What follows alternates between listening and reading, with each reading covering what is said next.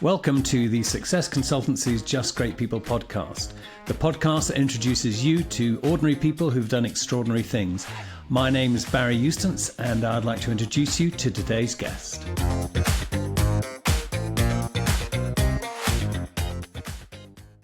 Welcome to the Just Great People podcast. I'm joined today by Adrian Stratta, who's got a fascinating story to tell, from dropping out of perfectly serviceable aeroplanes as a parachute major, to driving Daphne up through, Daphne is a Land Rover, through Africa, 22,000 miles, to helping organizations lead and manage change. Adrian, over to you and your fascinating and inspiring story. It's a inspiring story. As an aircraft captain, I'm sure you're horrified that people actually jump out of them. I can't see a single good reason at this stage to jump out of a serviceable airplane, but that's another issue. Yeah, we never had first class travel, you see, so it's a bit rough down the back. So, but yeah, great segue really. And what I do, I manage people and I manage process, and it's often through change and transformation. And how did you get there? Well, I was very lucky. I emulated that childhood schoolboy on my wall of a bedroom where there was a picture of a paratrooper stepping out of a helicopter in some desert scene. I thought, what's all that about? And I had no plan at all to join the army. And then at university, I was in the officer training corps, and it was a good way of subsidising my drinking, I think, and playing rugby and various other things, and enjoyable things rather than focusing on work. And I went down to the Parachute Regiment Depot, and I came out 17 years later. It was all a great fun and very enjoyable. Yeah, I learned a lot of things on the way. Two things really is how to manage people by listening, which you'll recognise straight away. And they funded an MBA at Cranfield, which is marvellous, and I had to argue to get that job, that appointment, but they shoved me straight into the Ministry of Defence to manage what was coming in, was called the new Defence Balanced Scorecard. Of course, you've done an MBA, you must know all about that. Well, I clearly hadn't got a clue, but you just work it out as you do on most of these things. So, how to measure performance. It was a very good resettlement job. And you did some major logistic and project work, didn't you, as well, with some pretty significant zeros after the comma. Commercially, you mean? So yeah, of course. I mean, I wasn't quite sure. I had jobs lined up with Deloitte and PwC, but all they were going to do was shove me straight back into the Ministry of Defence, which I was escaping from, really. So I didn't really fancy changing one uniform to another. So I did a bit of consultancy. A lot of it was about change and transformation, and for the last 20 years, really, I've been an interim manager. And the whole point about an interim manager is you're parachuted in, no pun, into a business that needs support at whatever level. I'm quite happy to be the T-boy. I'm quite happy to run the gig. And that's what I did on many occasions. You're brought in there with, authority from the board to sort of create the change. And you've got the levers of control, but you've also got the day-to-day operation to run. But that's many cases as a leader. And if we unpack what leadership is, you've actually got to create the right environment to turn around a business. And both in the financial downturn of 2008, 2009, and subsequently, I've been fortunate enough to go into a number of businesses, a lot that you'll recognise, aviation related, that actually, you can understand and create change. Three big tenets, really. Do we all buy into what is the vision? Because if you don't know where you're going, you haven't got a vision. Any road will take you there. So do you all understand, and is that attainable? So what are the attainable achievements of that vision, goal, and then create the mission around it? And then you've got to enable the people to deliver that vision, mission. And that, to me, is about listening to the workforce and the leaders, understanding what they're telling you, and then enabling the right leaders to go and enable and deliver that change, or create the outcomes you're looking for, and properly enable them.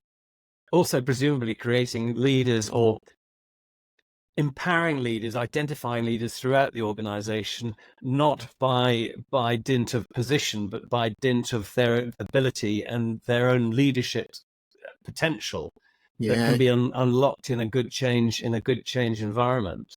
No, entirely. I mean, it's about outcomes, isn't it? I mean, It's not about how fast you run or how high you can climb or how quick you can do X, Y, and Z. It's what's the outcome. And it really is about empowering people. I don't know about yourself. I'm sure it's the same. You know, if someone's looking over your shoulder telling you how to do something, the long screwdriver, it's very disempowering. Whereas actually, if you properly empower somebody, they've got to get on with it. But then you've also got to measure it as well, to measure the outcomes, not how it's done. So if you're measuring that outcome, if you can't measure, you can't manage. But you've got that very important balance between measurement and what is performance versus the long screwdriver and stopping people. That's not enablement. But you've got to create that safe to fail environment, because if they're then enabled, they've got to be strong enough or confident enough or have the ability to come back and say, I've got a problem. This isn't working. That's not. And then you can help them and overcome that hurdle and then release them and become even more enabled. And the more you drive that as low as possible, the more they've got skin in the game to make it happen. So empowerment is massive for me. I like to be empowered, and I can't understand why others don't want to be empowered to deliver. But there is a bit of a broad culture of disempowerment in many organizations that we see, where the people at the front counter dealing and the front line dealing with the customers and the stakeholders actually don't feel empowered. They feel disempowered. They feel that nothing's actually feeding back up the line. The lines of communication are too long or too complex or too full of friction. Is that your experience? And how do you relate that to leadership? And we've discussed leadership. Adrian and I have discussed leadership previously. Can we unpack the importance of leadership here? Now, I think everything you said is the very real problem, the art of leadership. I mean, the art, it is an art. There is so much theory around leadership and what it is, what it should be, what it has to be. I think as an interim, I've been in many organizations, so I would come back to say, so many people say leadership can only work in this organization, that organization. I'm going to beg to differ. I think the proper leadership and the tenets of good leadership are always going to remain extant in any organization. It was Peters who had the 5 levels of leadership, and the 4th one was thumping the chest and I'm the great manager, but you take out the manager and they all fall apart. It's the next level up, that 5th level of leadership, where actually you are enabling people, and that is about enabling, but you can only enable people if you know there's the capability there. And you only know that by listening. You've got 2 ears, so you've got to listen twice as hard. But when you speak, it's got to be an inclusive kind of speaking, and you've got to understand clearly. I mean, turning around businesses, some people say, oh, it's not the way it's done around here. And done some really hard change. Working in the baggage hall of Heathrow was quite unionised, shall we say? That was an interesting. But actually then you empower them to take control of their lives. That, hang on a minute. Going back to the army, a very set way of doing things. I was able to create quite a bit of change in the army of how they did things. I'm bringing in new technology, new ideas. It's not disabling what they were doing before. It's actually getting them to think differently. And it's not the way it's done around here, sir. Yeah, they put the sir in, but they mean it. Well, actually, by the end of it, they were the bigger advocates of change. I mean, it depends how they say sir, of course. Well, you would know. you fly in that direction. There's a big difference in tonality between sir. Of course. But and then there's a 4th tenet in how to do change. You got to enjoy it. You got to create a bit of fun too. And you spend so much time at work because you got to enjoy what you're doing, and that's very important. And drive that sort of sense of culture. When we were doing the big change, trying to get their IPO a couple of years ago, my program was to prepare the business for its IPO through operational change, how to drive out 25 million of an already stretched budget that's coming out of COVID. Some of it was in COVID, and that was pan-European. And what appeals to the leadership requirements of, say, Italy or Spain or out of Croatia, is that the same to the Dutch and in the UK? The story and the message is the same. It's how you deliver that message that might be through by different people. Never disempower people, always empower people. This is the general outcomes we are trying to achieve. What was doing the rounds at the time, which I thought was extremely great, was that TED talk that has became viral of some chap dancing on a hill at a open air concert. I think must have been America somewhere, and he was sort of the drunken guy in the corner on his own. Well, he was the first mover, but the biggest step of change is that people gradually tried to join him, and as it's the second step, second and third movers that join him that create the movement of change. And then the whole hill was then dancing, and they all got on board with change, and that was used in the TED talk, and we kind of used that as how to create the ambience and get people engaged in the movement. So it was talking, and it's creating the forums and the speech and the communication of ideas and making sure people are heard, that they're engaged in that process. It's really important. I mean, the buy-in is absolutely crucial, isn't it, to the success of any change program, and it's often under-communicated. The why are we doing it rather than what are we doing it is so important to people. Engaging their emotions, getting people's buy-in at the emotional level is often massively undervalued, underrated, and underdeveloped in organizations. Buy-in is absolutely critical, and that's why you've got to listen, and that's why you've got to engage people.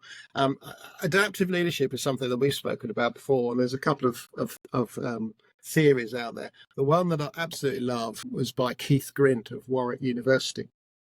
And if you just imagine a triangle, and the tip of that triangle is crisis, and at the base of that triangle is tame problems. And in the middle is these difficult, nuggety, awkward things, which are called wicked problems. So most problems today in business are tame problems, and they need to be managed and resolved in a way with project management or discussion or basic business issues. But too often, poor leaders escalate, and sometimes they go straight from the very base of that triangle, which needs, proper accountancy processes or normal business management tools, launch straight to crisis. And at the crisis element, it's command and control. The ship's going down, the plane's going down, do this, do that. You got to take command and control because it's a real important. But they skip over the important level of what is leadership. And leadership is very important. I mean, how do you resolve, the very complicated, nuggety, difficult areas? And that is leadership. And it's too easy to do this command and control response because I know what's happening. Well, that is disempowering those leaders that are already there. And you've got to engage in this leadership, which is actually listening, understanding what's going on. Too often in too many businesses, I find people jumping too many hoops to solve problems that aren't proper problems. They're symptoms of the problem. And you've got to boil the issues right back to its core. What is the actual problem we're trying to deal with here? And then address that. When you come in as an interim leader in organizations, that must put you in a very strong position from an objective point of view. Presumably you come in with a new perspective and a new objectivity that perhaps may be missing, and organizations are sitting there with corporate myopia. 100%. I mean, you're not, well, first of all, you're not adhering to the politics of the organization. You're not there to sort of climb up the greasy pole and make a name for yourself. So you can be, as your word, utterly objective about what's going on. And actually, I love to ask the daft questions that no one's prepared to ask because they're not necessary. I won't say I'm not accountable. Of course I'm accountable. But you can ask the silly questions and challenge the obvious and say, why are we doing this? Why have we tried this? Well, did we really try it? And it's sometimes the solutions are so often in front of people and organizations. This is the crazy thing. I mean, we all laugh when people say that, but so often they are there. And just a question of unpacking them and understanding why they did or didn't fail. And people are people, right? I say I manage people and manage process. I don't manage much process. You manage the people who manage that process to put them into the right framework to go and do their expertise. And so it is always often about people. So I love all this digital transformation because it's which widget is worst best, but actually you've still got to get the people on board with that journey. It goes back to that dancing man who's the second and third mover on that journey. So as the interim, you're very often a proper interim. You're there to remove yourself in 3, 6, 9 months time, and I do remember the turnaround. It was a logistics support company, Heathrow and Birmingham in the US. And they were just, it was in the 08, 09 financial crash where there was falling numbers of travellers and therefore, people couldn't make money. Well, we turned a business from a loss to a profit and then sold it on as a big joint venture, purely because we could take objective views. I was able to take objective views of what was going on in that business and right-size that business to make sure it was working. They had full employment, and yet they'd bring in temporary staff. Why would you do that? You're just so overstaffed.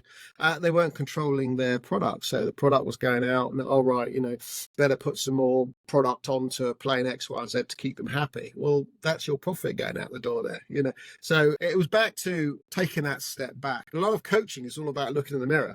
Well, look at the business in the mirror and what is happening. Why do you think, Adrian, organizations lose that objective focus? They set out, they're entrepreneurial, it's all going great, they build a hierarchy to deal with all the routines. And then what happens? How do they suddenly veer off and spear into the wall? The scale is, this was a classic case. I mean, scaling up a business is absolutely not as obvious, not as easy, and not everyone at every level is bought into the same level of outcome, or they're doing the same thing day in, day out. Sometimes it can get a bit challenging. How do you keep motivated? So that comes back to leadership and providing the right carrot to the organization. You think of some of the retail companies. John Lewis Partnership is a classic. It's got all the co-op society where they engage all their employees into the outcome of our business. It's struggling at the moment. I get all that. But the more you can engage the employees and they are fairly remunerated or they get time. I mean, people come to work because they trade their time for money ultimately, and they want enjoyment. So how can you make it a fair exchange of time and labor for money and enjoyment? And they don't want to be sort of downtrodden. They want to engage in that business. And the more you can get a leadership challenge to the lowest levels where they've actually got some kind of skin in the game to make it work, and then they're empowered, they've got some performance related target they would like to get at. And so if you can engage more and more people, it's not always about the chain of command with the big hammer coming and do X, Y, and Z. Actually, the more you can get people to willingly do something, that's absolutely fantastic. And that was entirely the case where they're engaged in finding the solutions to the problems. It takes more time, of course, but the sustainable change that you get out of it has far greater longevity. Yeah, I mean, certainly, I think if you've invested in a change program and it doesn't work, that's a very time-consuming and very expensive operation. Whereas if you're getting people engaged and actually contributing to the change program throughout the organization, I keep talking about the diagonal slash through the organization of leadership, a diagonal slash of opinion and views and contribution, and it's done voluntarily. A, it's fun because people enjoy doing it, they're seeing a result, but B, you're getting this wonderful multiplier effect where you're getting not just a few good ideas from a select group of people, but organizational wide input, even in the worst case where you're having something like a closure. And I've been involved with redundancy programs. If you're involving people in the decision that's particularly going to affect them and the broader organization, you can get a huge amount of value from that by actually engaging the people at the very, very front end of the organization who are going to feel the impact and who can actually buy into it, even if it's bad news. Yeah, I think that's really interesting. I totally buy into that. I think also people sort of, certainly at bigger companies, they're a bit too removed sometimes from their business. It's not that they don't know what's going on. It's they set their board standards and they have their board agreements and that's what they want to do. But they haven't always worked through the realities of some of those things and what it actually takes and what they've got to do. And because the board is constantly hearing the information, they've started the process so much earlier than the business has. So there's always that time lag of cause and effect. So smaller businesses, you can definitely have change, cause change, and you're engaged more in it because it's more live. But so often that a change program is dealt with independently as an independent item, and it's not core business. Well, actually, it is core business. It has to be core business. And the last gig I was on was where it was completely revising the total operating model. And all the sort of line managers and directors were all very, very, very engaged, and they wanted this solution. And yeah, it went to the board who, well, that's not what we want. Well, you've asked for this change. So there was a complete disconnect about, which is why you've got to all agree on what the outcome is right at the start. So unless you've got a clear vision and an outcome, whatever change you're trying to create, if there's not agreement, which is very hard, by the way, it's very hard to get that, you're not going to be successful. And secondly, it is core business. And to say it's not, or it's a problem of HR, or it's a problem of IT, or whatever. Well, even if it is IT, everyone's got to work with it. Problem. It's always a problem of leadership, isn't it?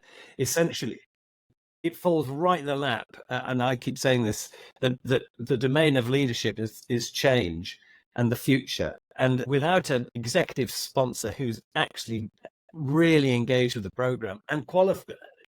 Exactly. It's going to drive itself into the wall. And the example you just given is exactly that case where what's the point in doing this unless the entire organization from the leadership team down and up buy into it? What's going to happen the next change when people get involved and start committing time, emotion, energy and voluntary contribution, only to find it stymied when it gets to the board? How can that happen? And exactly 100%. And in the case, it was quickly resolved and sorted. But actually, it's a powerful example. And it does come back to the fact that something we were talking about earlier is that people are always very different. And we talked about the game changer index and how a useful way that was of assessing your human capabilities within and how people react and their predisposed ability to think in one direction might take them down a path that at a board, you think, well, how do we end up with that decision-making outcome? Whereas actually we've all agreed. And how many times have you been into businesses where there's this massive group thing? This is the way it's got to be because we've all decided. And how do you break out of that group think?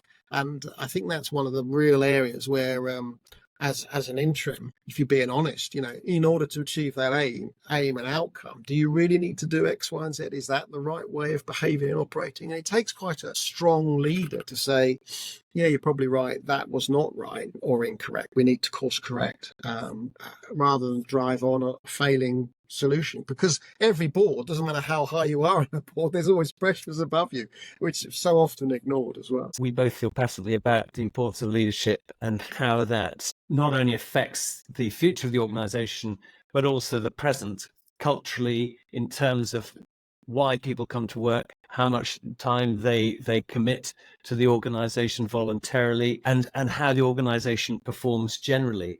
Can we get back to that conversation at our next podcast? Because leadership is absolutely central. If we look around globally, we'll see there are failings of leadership left, right, and center, and the effects of that at the individual level are immense and potentially terrifying. And then we can bring this to the corporate and organization level where the same principles apply. Is that a conversation we can have in a future podcast? Yeah, perfect. I mean, absolutely. I mean, leadership is a topic that will run and run and run because it drives. I mean, I love all the sporting analogies for leadership as well. You're the conductor of the orchestra, you're the team coach. All these things really do apply. And actually, it is more about people rather than action at that level where you've been there, you've got your badges, and you know what you're doing, but actually, it's about engaging the people in that and how do you do it and what are the best ways of doing it. That'll be a really exciting thing to deliver. So that's it for today's Just Great People podcast from the Success Consultancy. We hope and trust you've enjoyed it. Please join us next time and please do remember to subscribe. Thanks for joining us.